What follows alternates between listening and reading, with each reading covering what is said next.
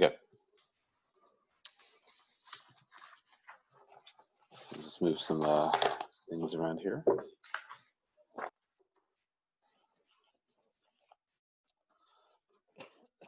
Excuse me.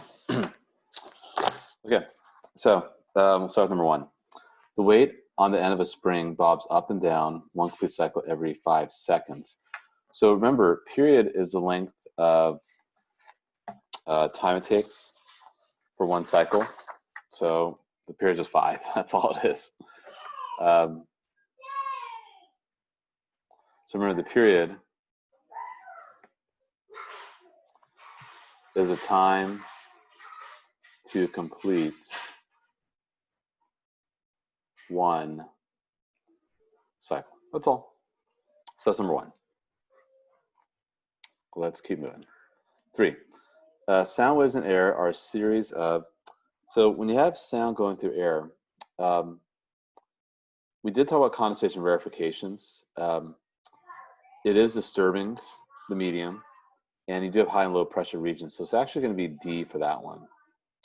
And if you do need to review that, if you do go to problem sets,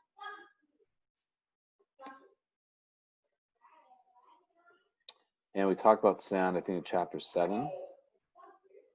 Yeah, there we go. We talked about sound.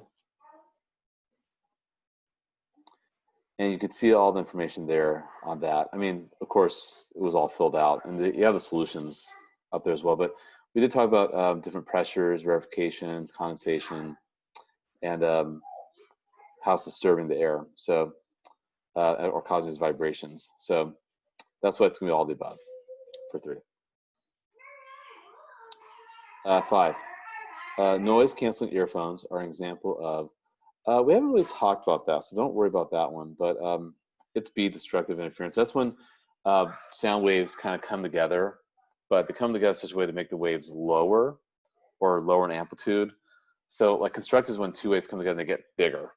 But we haven't talked about that, so we'll just cross that off.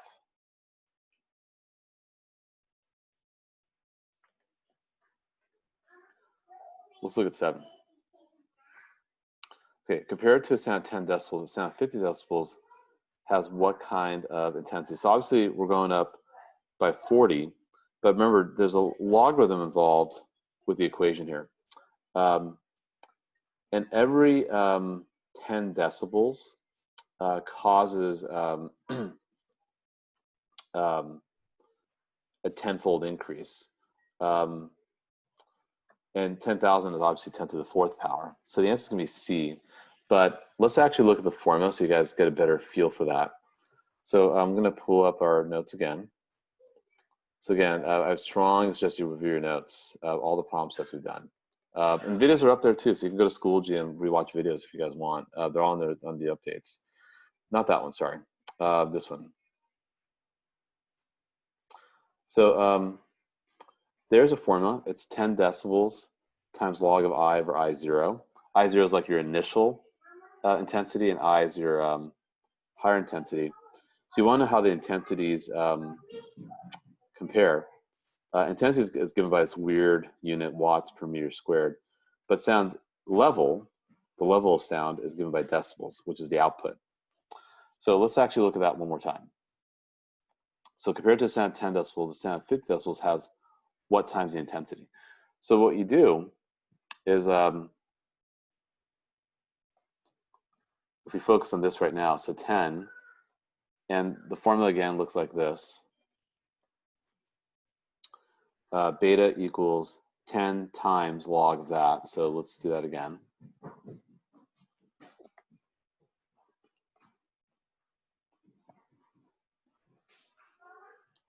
I0, just is kind of like the faintest sound you can hear. So these cancel. And remember, if you don't assume, if you don't see a base, you assume base 10. I know everyone here has had algebra 2. We did talk about logs. So move the 10 over to the other side, 10 to the 1 power.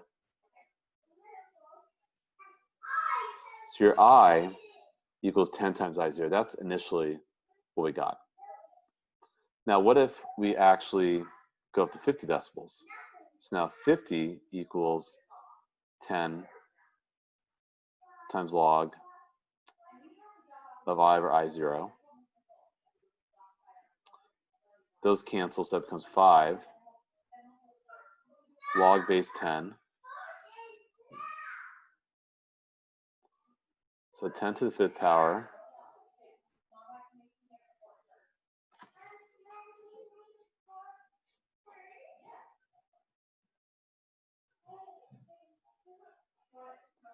so I for the first case was 10 times I0. I for the second case is that. So if you actually were to compare those two intensities, say call I1 and I2, the I0 is canceled. 10 to the 5th over 10 to the 1 is 10 to the 4 power. That's why it's C. So, but assume that every time you go up by 10 decibels, you increase the intensity by 10 times as much, given that the log is base 10. Hope that helps. 9. Remember, velocity equals your frequency times your wavelength. So your velocity is 340, your frequency is 680 hertz. So your wavelength is going to be 0.5, and it's always in meters. If you do that in meters, so that's going to be A for 9. 11, which of the following is not, we didn't really talk much about that, so don't worry about a problem like 11. C is longitudinal. Transverse kind of like goes like this. Longitudinal kind of is kind of like more snake motion. If that makes sense, but don't worry about that question. I'm not going to ask that. 13. When a sound source moves towards you, what happens to the wave speed? Well, who cares? It's the same. Now, it will sound louder to you, but the wave speed is a constant. So frequency changes, just so you know, and the wavelength will change, but that's Doppler effect. And we did talk about Doppler effect over here. But the frequency, will change depending on, how fast things are moving and how close it is. But yeah, but still, the velocity stays constant there.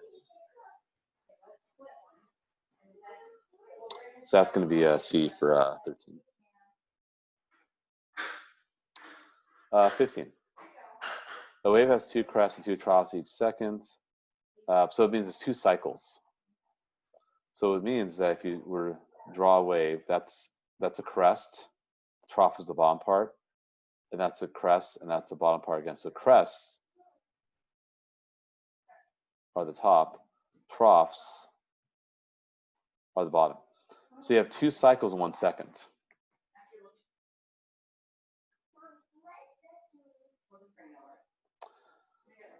So if a wave travels an average distance of 8 meters in 4 seconds, so if you think about it, that means that it's 2 meters in 1 second. So if you do a comparison, 2 cycles is equivalent to 2 meters.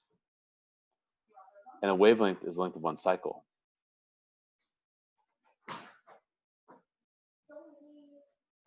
So you're going to have D, just 1 meter for 15. So again, you have 2 cycles because you have 2 crests, 2 troughs happening in 1 second. They tell you the wave travels 8 meters in 4 seconds. So it means you're going to have this happening actually. So you have 2 cycles in 1 second. So in 4 seconds, you'll actually have 8 cycles. And so, you could just figure, hey, 1 second, 2 cycles, 1 second, 2 meters by breaking down the ratio, comparing these two. Length of 1 cycle is 1 meter. We'll keep it at 17. Sum of a wave's, that's a terrible grammar or typo. Waves energy is always being dissipated as heat. In time, this will reduce the waves. I'm not going to ask that because we haven't really talked about that. It does reduce the amplitude. Don't worry about that question. So 17 we'll throw out the window. Okay. Then 19, 21, 23. Then we have guys try some of the evens. Some of the problems you might find a little bit hard or weird. the evens that you do. So if you do, just skip them or ask me when we come back. But let's look at 19, 21, and 23. So for 19, what's happening with that one? As an anchor is being hoisted out of the water, it hits the hull of the ship, causing the anchor to vibrate at the frequency of 150 hertz. The speed of sound in seawater is that velocity. How many wavelengths of sound will fit between the boat and the ocean bottom 395 meters below? Well, let's find the wavelength. Remember, velocity. So I can ask something like that. That's kind of a fair question. Is frequency times wavelength. Wavelength is lambda. So 1520 equals 150 times wavelength. So you solve for wavelength.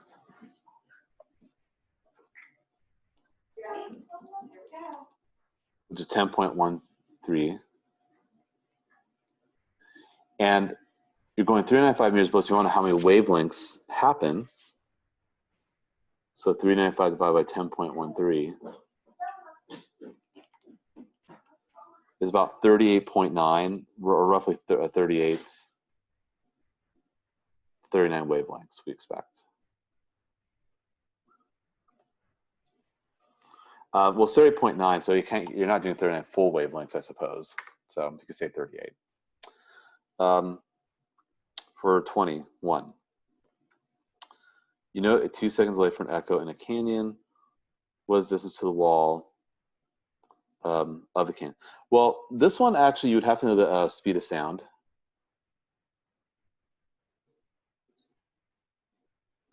Which is 343 meters per second, assuming kind of normal temperature. Sometimes when it gets hotter, it changes, or colder. I can't remember, actually I should know this,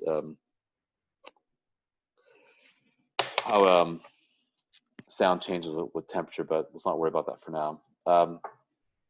So you could set 343, so distance equals rate times time, we know this. So your distance is going to be 343 times 2, or 686 meters. But remember, it's coming back to you as well. So if you're right here, here's like a canyon, you yell and it comes back. So you actually got to divide that by 2 afterwards. So it's back to 343 meters. They have 340 as the answer because I guess they use a different speed of sound, but usually 343 is typically speed of sound. 23 actually, don't worry about that. We haven't done anything like that. We'll cross that one off. Okay, so I'm going to have you guys now try the evens. There are 12 problems left. I'll give you guys 12 minutes. We'll come back. Then we'll do some harmonic motion after that. So yeah, so you guys are going to be in 2 through 24 even in your groups. Stop.